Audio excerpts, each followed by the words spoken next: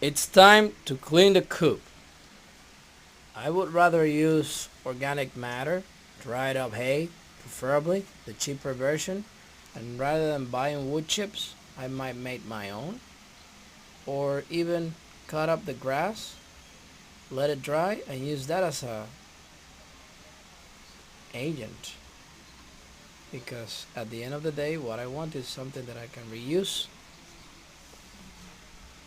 on any bedding that I want to plant something.